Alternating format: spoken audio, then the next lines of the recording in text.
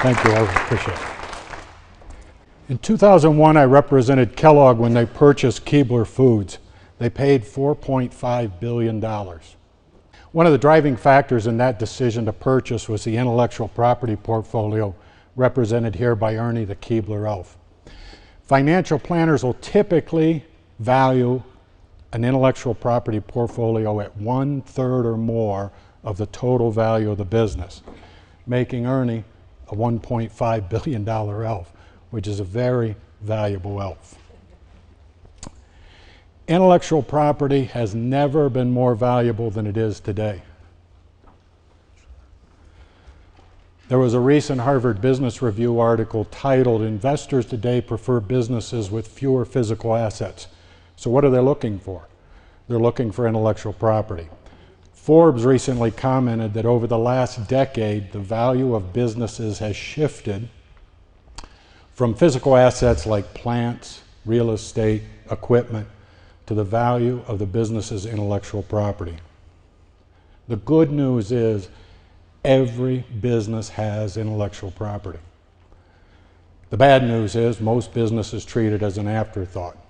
Somebody comes up with great new content, somebody might think about getting copyright protection. Somebody comes up with a new trademark, a new logo, the next Ernie the Elf, and somebody might think about getting trademark protection. Or, as Orville mentioned, worst case scenario, you launch a new product or service and you get a letter in the mail inviting you to a lawsuit because nobody checked to see if anybody else has intellectual property. So where does all this value come from? There's 5 major IP value drivers. One's higher selling price. If you have a product or service that's protected by intellectual property, people want it, you control who can have it, you can sell it at a higher price. The second, protecting your market share, same theory. The third, additional revenue streams. You can license your intellectual property. You can get royalties from other people's use of your intellectual property. The fourth, protect your business reputation. You don't want to be confused with somebody else, especially if they're doing a bad job. And then lastly, greater business value.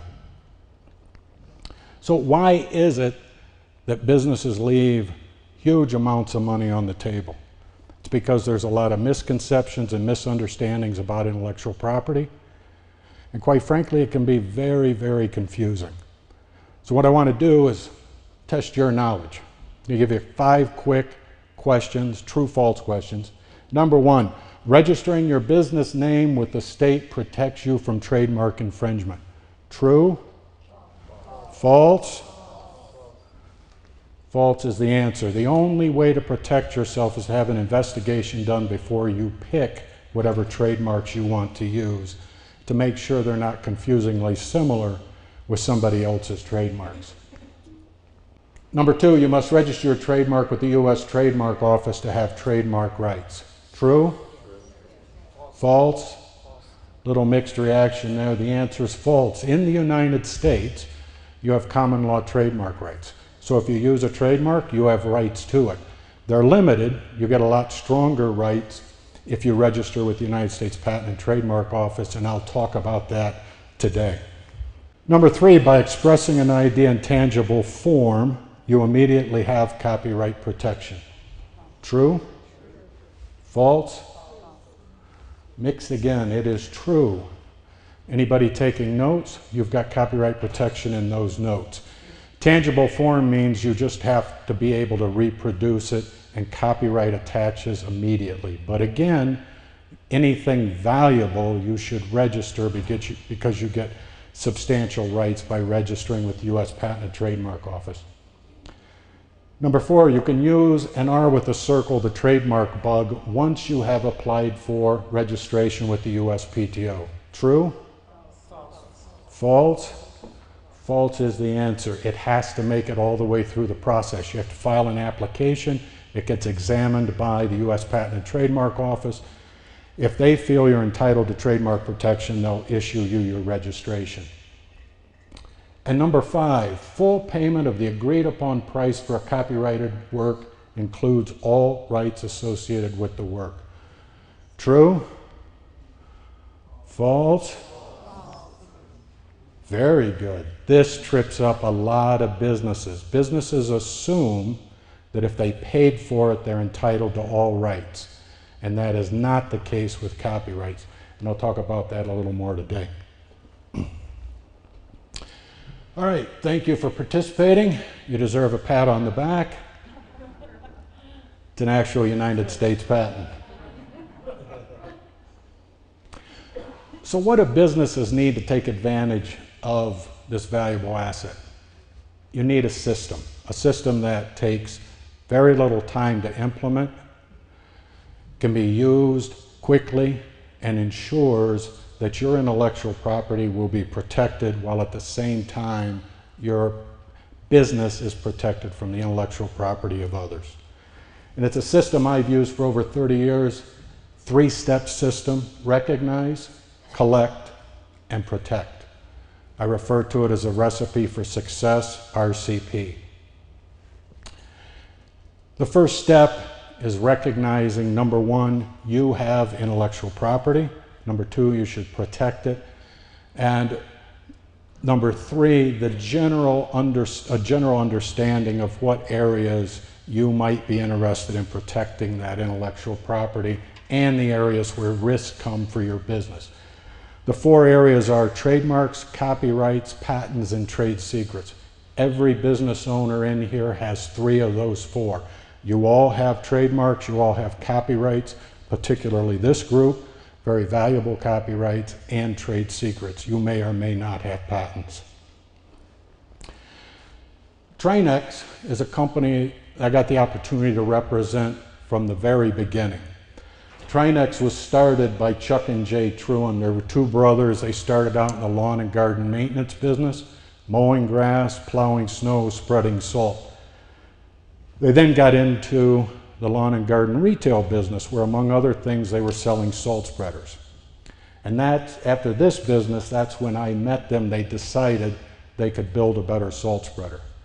And what Chuck and Jay wanted to do, they wanted a system. They were very system oriented, and they wanted a system to protect their intellectual property, and we used this RCP system to do that. One of the first things we did was pick a good business name for them, a good trademark. And we picked Trademarks, and then there were several other related trademarks: SweepX, SnowX, TurfX, and a handful of other lesser trademarks. A couple years ago, an international manufacturer, Douglas Dynamics, manufacturer of snowplows, decided to get into this business. And they wanted to get in the business by buying Trademarks. And the reason given was Trademarks had such a strong trademark in the industry, such a good reputation, they wanted to own that. And they paid Chuck and Jay $60 million cash and the assumption of all debt, basically, for their trademarks. So how do you get good trademarks?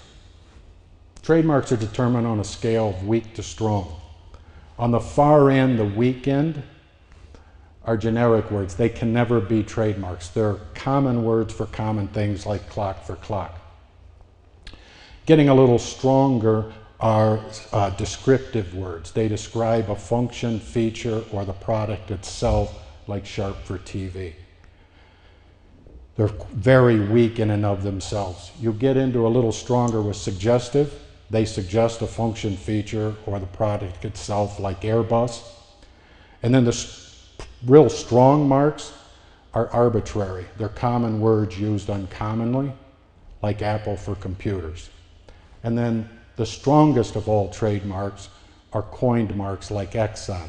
They're self-policing, they're strong, they grow in value with your business. Another example, Trademarks. It was a totally made-up name. Other examples of arbitrary would be Amazon.com, suggestive FedEx, descriptive Kleenex. Now it's important to know, even though you may start out with a descriptive or suggestive mark that's weak, they grow in strength over time if you protect your trademarks and don't let others get close to them. One of the important things to know about trademarks is you have to use them, and you have to use them properly. They always have to be used as an adjective, never a verb, never a noun. If you use them improperly, you can lose them. Thermos is a famous trademark that was lost because it was used improperly. Other examples, aspirin, escalator. Even at one time, dumpster was a hugely profitable, successful trademark owned by the Dempster brothers, used improperly and lost. Can anybody think of a trademark we're using almost daily that's worth billions, that's being used improperly? Yes. Xerox and Kleenex. Xerox, yeah, and Xerox years ago tried to correct that. Another one that we're using today? Google. It's used improperly every day. We use it as a noun, we search Google. We use it as a verb, we Google things. We rarely use it properly, the Google search engine. Yes? So the question is how the general public uses it or how the company uses it? It is how the general public ultimately becomes to use it, but it's up to the company to make sure that doesn't happen. She mentioned Xerox. Xerox years ago put out a campaign saying, you don't Xerox, you don't you make Xerox copies on a Xerox machine, and the attempt was to try to correct improper use of their trademarks. They put plaques on all of their machines, ran ads, because they were running close to losing their trademark. I mentioned you need to protect your trademark. You have to keep other people from getting close to it, because if they do, it'll weaken your trademark.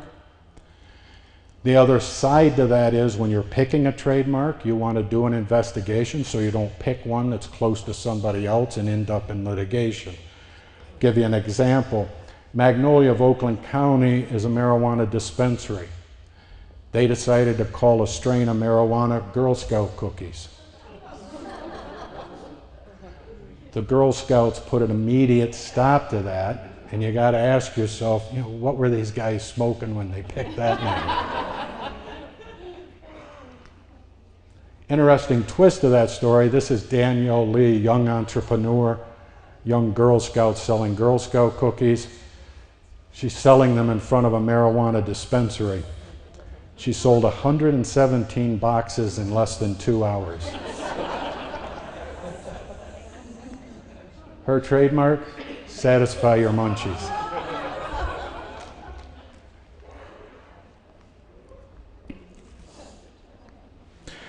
I mentioned in the quiz you can have common law trademarks. This story is an example of common law trademarks. Burger King started in business in Florida, the national chain, in 1953.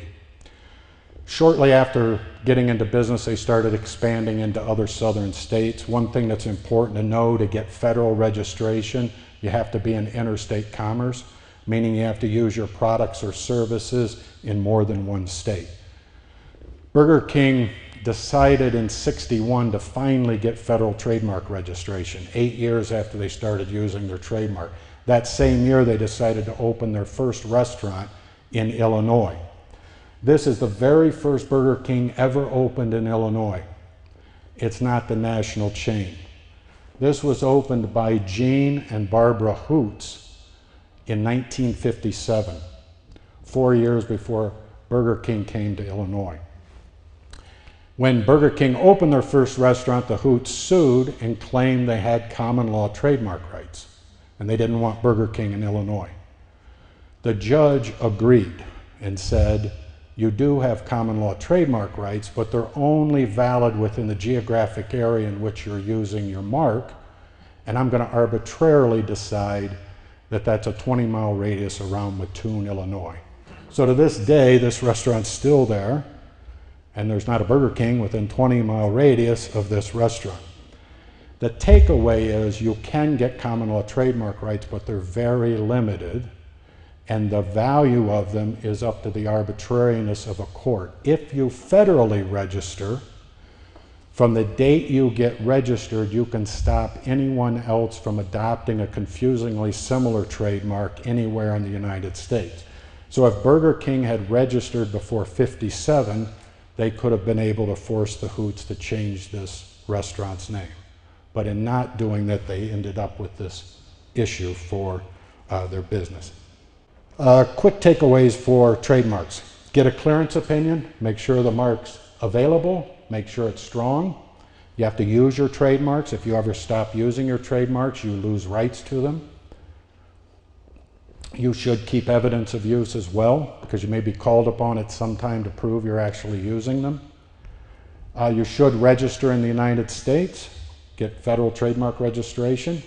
In addition, if you're doing business in other countries, especially China, but really any other country, you want to register your trademarks in those countries before you start doing business there. And frankly, you should register if you're even thinking about doing business, because what we see are people hijacking trademarks. So if you have a valuable trademark, people in Europe, other countries will register it, and when you come to their country in order to use your own trademarks, you have to buy them back from these people for substantial sums of money. You prevent that by registering. I have a question. Yes? What exactly comprises what a trademark is? So an example is if you have a name of your pitch, your plan, your book, whatever it is, but then inside that book you have some other concept that you think should be a trademark. Yeah, a trademark identifies any product or service. It can be anything that's used as an identifier. The one exception are books. They won't allow you to register the name of a book. But it can be a word, it can be a logo, it can be a sound. At one point, Harley Davidson tried to register the name, the sound of its motorcycles. And they referred to it as saying potato, potato, potato quickly several times. So anything that identifies and distinguishes your service products from those of others can be a trademark. Yes? If you have mostly virtual customers, do you need to register in other countries? Yes. I would strongly advise you to do that. Is there a special payment plan for that? No, you have to register in those countries, pay the government fees to get registration. All right, I'm gonna, just so I can stay on track, if you could hold your questions, I'm gonna stay afterwards. I'll be happy to stay around and answer as many questions as I can. Copyrights. Every business here has copyrights. You have copyrights in your content, your website, copyrights in your books, your videos, music, whatever you're using in your business are not only potentially your copyrights, but also potentially a major problem for you. Copyrights can be extremely tricky. This is the Korean War Memorial Forever stamp. It was issued by the U.S. Post Office in 2003. This picture was taken by John Alley early on a January morning, right after it snowed. The post office liked the picture. They took a license from John Alley and they put it on this stamp. As I indicated, it was released in 2003. Shortly thereafter, the post office was sued by the sculptor who sculpted these statues. They forgot to get rights from him, and he was awarded close to $700,000 in damages for that mistake. Oops, I did it again. 7 years later, the U.S. Postal Service launches this forever stamp, Lady Liberty.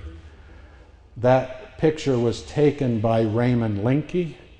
U.S. Postal Service got a license from him. I'm sure they felt that the Statue of Liberty in New York, all the copyrights had expired, they had nothing to worry about. You got to give them credit. They must have remembered the beating they took in 2003. The problem is, this Statue of Liberty is not in New York, it's in Las Vegas. And the sculptor, Robert Davidson, was awarded $3.5 million for that mistake. So I call them copyrights and copyrights. You have to be careful, very careful using copyrights. One thing, as a business owner, I mentioned this in the quiz, copyright ownership, there's only two ways to own a copyright. One is work for hire. But work for hire has two very specific criteria. One, the person has to be an employee, a true employee.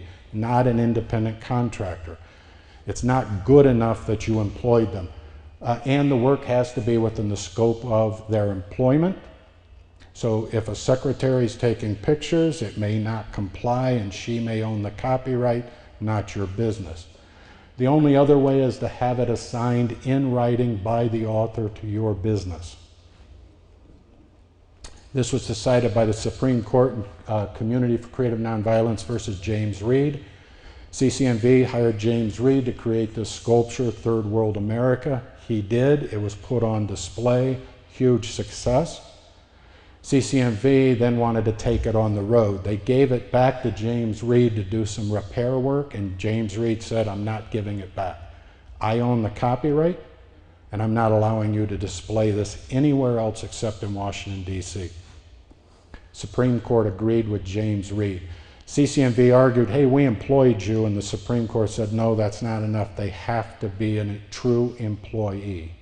And James Reid won that case. What do you do as a business owner to avoid this problem? Every one of your contracts, put a clause in there, and in the book, in the back, there's some sample clauses. Put a clause in there assigning copyrights and intellectual property to your business as a matter of course. I also suggest you do it in employment agreements so you don't have to worry, belt and suspender approach. This is a coming storm for all businesses. If you have a website, you have any images on your website, you have to be certain that you either own them or you have a physical license in a file to, or electronic license in a digital file to that image. What's happening is businesses are being set up, and this happens to be a law firm that I represent. Their webmaster put this image on their website. They didn't even know that he did it. They got a letter in the mail, send us your license agreement. If you don't have the license agreement, send us tens of thousands of dollars in damages, and they're good enough to give you a place to put it on your credit card. These are coming, if you haven't already been hit by these, it's likely, they don't care if you're licensed. They leave it up to you to prove that you have the license. There are a number of businesses, 24/7 search companies. Pixie's one that I've looked into. They allow a photographer to upload all of their catalog into Pixie.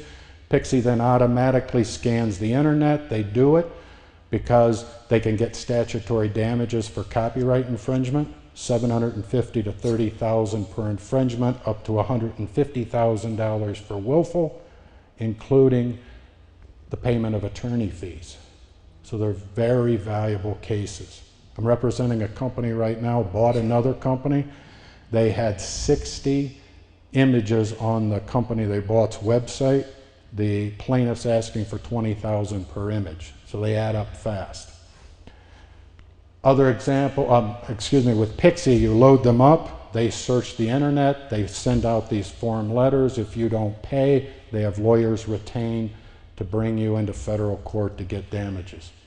Image rights is another picture protection service, La Pixia, TinEye, and then also potential plagiarism, same issues. These are some sites: Unicheck, PlageScan, Grammarly, PlageGram, PlageTracker. These are very accurate. I wrote an article, I loaded it up. I had taken some copy out of the USPTO website. It showed everywhere I had published that article, and it showed that I had taken copy out of the USPTO website for the article. It was surprisingly accurate. This is Neruda. Neruda is a macaque.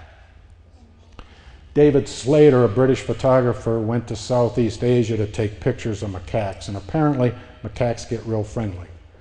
They got friendly with David, they started playing around with his camera, and they started taking selfies. This is the macaque selfie.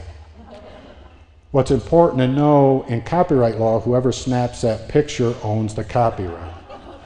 I've got a videographer here today. He owns the copyright, with the exception that I have an assignment from him to me, so I have rights to it. In this situation, David Slater put these in a book, started selling the book, doing well with the book, and PETA sued him. People for the Ethical Treatment of Animals, on behalf of Neruda, claiming damages because they claimed he owned the copyright. Went all the way to the Ninth Circuit Court of Appeals in San Francisco, where the court finally decided only humans can have copyrights. That's how they got around it. It's important to own the copyrights because that controls what you can do with them. Company I'm aware of hired a photographer in Ann Arbor to take pictures of employees for use on their webs or on their annual report. They then used them on their website, and the photographer came back and threatened litigation unless we paid an additional $35,000 for the right to use them on a second location. So the best thing is to get that assignment and own those copyrights. Copyrights, you have to get them registered to bring a lawsuit, and as I mentioned, there's valuable statutory rights with respect to copyrights, and that's what makes this litigation worthwhile. You don't have to prove damages, you just have to wait for the discretion of the court, and they typically award high. All of you have trade secrets, you've got customer lists, you have sources, you have providers of services, you have your future plans, all of those are trade secrets. What do you do to keep trade secrets? There's one thing you have to do. Don't tell anybody. Keep them a secret. Anything of value to a business that you can keep a secret is a trade secret and protectable. If you have to show them, only disclose with a confidentiality agreement. Many times you have to use them for bank loans and other things. They want to see your assets.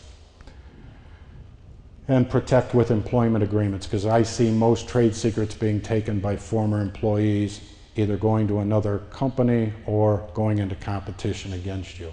If it's in their agreement and you can point that out on an exit interview, they're a lot less likely to take the trade secrets. Collect, stage 2. That's where you collect your intellectual property. You put in a system to do that. You can do pen and paper. That's what Trinex did. Every quarter, during the quarter, they collected all their intellectual property for review. Other clients use collaborative spreadsheets. The most common thing I'm seeing now is agreements with clients where the client and employees can just send an email, and the email goes to the law firm, and as a courtesy, the law firm puts it into an agenda and brings that agenda to the next meeting. You want to train your employees to collect, train yourself to collect, and the easiest way to do that is to answer 2 questions. If you answer yes to both of these, you should collect it. Is it important to your business? Secondly, would you rather competitors not have it? If you answer yes to both of those, collect it because it is likely protectable and of value to your business.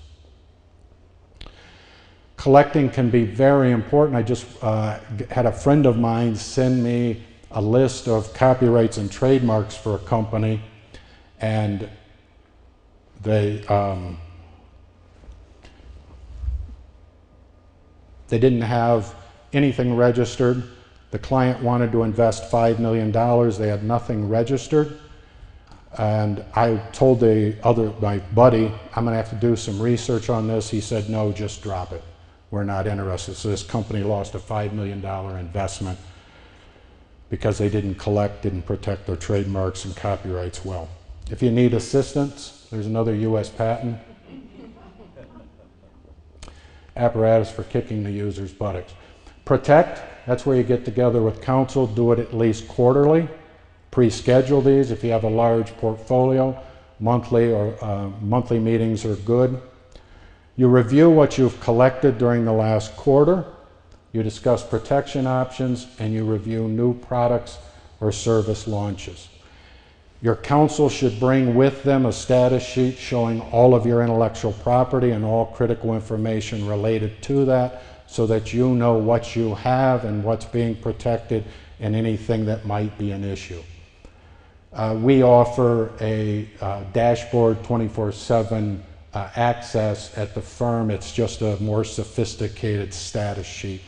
The most important thing on this is the financial status. It shows real time what we agreed your budget is, where we're at with that budget, and a daily indication of any money that we as lawyers are spending on your behalf. Again, the whole purpose is so you're not surprised. It has an RS feed and of your company and an RS feed of your competitors. I've gone through a lot of stuff today. I know you have questions. I'm going to stay around afterwards. Inevitably, when I give this presentation, I have people come up and say, you know, I realize I got a real mess on my hands. Can you help me out? It's happened so many times. I've put together a intellectual property review. What that does, we mentioned collecting. We collect all your intellectual property. We look at whether or not you own it. Sometimes you may or may not. We tell you what you need to do to protect it, and we show you what you need to do to stay out of trouble in the future. If you went to your firm to have this, it typically will run about $1,500. I can give away 5 complimentary IP reviews, but I can only do 5 because my law firm's cut back on my intern program. If you think you have a problem, an issue, you would like to have this done, you can text me at 248-781-3223. Put your first name, last name, and email address, or you can just give me a card when I'm done with the presentation. You'll get an email. You can schedule a time that's convenient for you, and we'll go through this. This is another example of the complexity of copyright law. This is Baphomet. Baphomet is an idol that belongs to a satanic group in Salem, Massachusetts. This Baphomet is a prop that was built for Netflix for the series The Chilling Adventures of Sabrina.